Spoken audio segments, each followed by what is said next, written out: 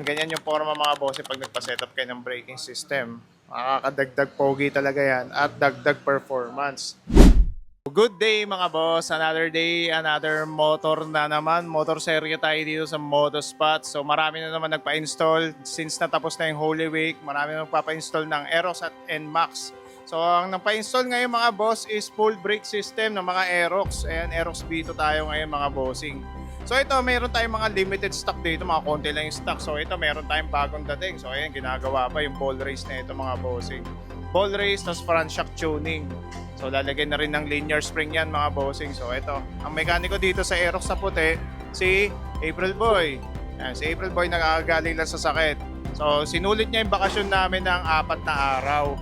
So ayan mga boss, ang pina-install na ito, S1FL, pati S2 clutch perch. Ayan mga boss. So ang pinapakabit din natin dito kay bossing, E-series caliper na silver, RCB hose holder, tapos yun nga, yung brake master na S1FL. Pasabay na rin si bossing ng disc and yung Daytona disc natin mga bossing. Ayan no, Daytona disc. So yun, tapos S-series hose pa din. Ayan mga boss, ABS to. So kapag ABS, syempre 2 pieces tayo dyan mga bossing, RCB hose. So dito naman sa kabila, ayan, natapos na kasi ni Tokne. Tokway mekaniko natin dito mga boss. So ayan, natapos yun na rin to. RCB E3 Master na color silver. Ayan, isa sa mga mabenta pa rin sa atin yan mga boss. So 14mm, transparent yung baso. Dito sa baba, mahilig sa silver si bossing. Silver yung hose, silver yung hose holder, at silver na S26 caliper mga boss. So ayan, available pa sa atin yan mga bossing. So yung disc, ayan, to follow na lang daw sabi ni bossing. Tapos dito yung pina-install sa atin dati ni sir na YSS DTG at JBT5. So ayan mga boss, balikan ko kayo dito. Itong customer natin, suki na natin to. Ayan, may sticker pa tayo dito ng Motospot. So ayan mga boss, balikan ko kayo kapag natapos na. Let's go!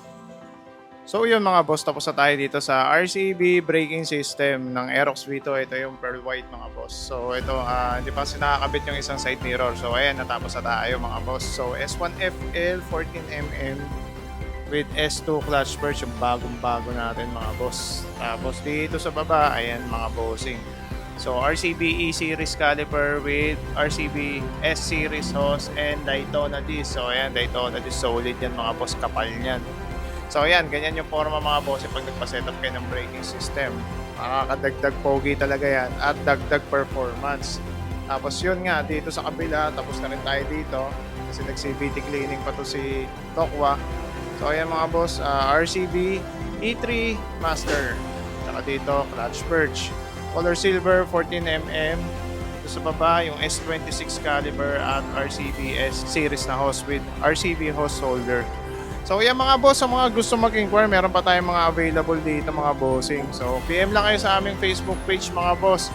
So yun lang mga bossing, mag-iingat po kayo lahat palagi, ride safe and God bless. Let's go!